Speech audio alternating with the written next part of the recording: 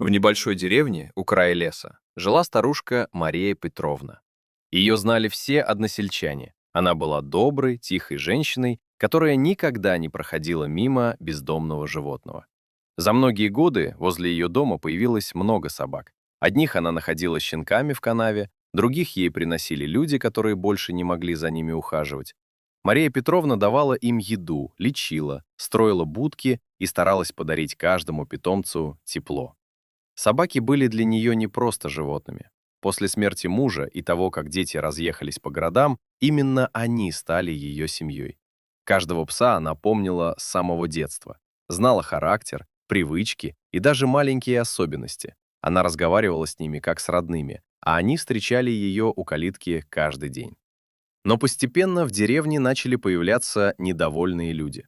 Собаки, которых стало слишком много, иногда выбегали за двор, бегали по улицам, лаяли ночью и могли напугать прохожих. Некоторые жители жаловались, что животные не всегда были привязаны и создавали опасные ситуации.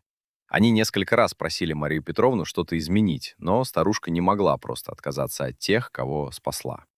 Однажды несколько односельчан решили обратиться в службу по отлову безнадзорных животных. Они считали, что другого выхода нет. Через несколько дней к деревне приехала машина службы. Работники начали ловить собак одну за другой. Испуганные животные прятались возле дома, но людей было больше. К вечеру двор Марии Петровны опустел. Старушка стояла у калитки и смотрела, как машину с ее собаками увозят по дороге. Она плакала, держась за старый забор. Для других это были просто собаки, которые мешали жить, а для нее они были теми, кого она вырастила с маленьких щенков, кому отдавала последние силы и заботу. В ту ночь Мария Петровна впервые за много лет сидела в полной тишине. Ей казалось, что дом стал чужим. Не было привычного лая, топота лап и радостных встреч у двери. На следующий день некоторые жители деревни заметили, как сильно изменилась старушка. Даже те, кто раньше жаловался, почувствовали, что ситуация оказалась намного тяжелее, чем они думали. Через некоторое время люди начали обсуждать произошедшее. Они поняли, что проблема была не только в собаках, но и в том, что никто вовремя не помог Марии Петровне. Можно было вместе построить хороший вольер, найти хозяев для части животных или обратиться за помощью раньше, а не доводить дело до разлуки.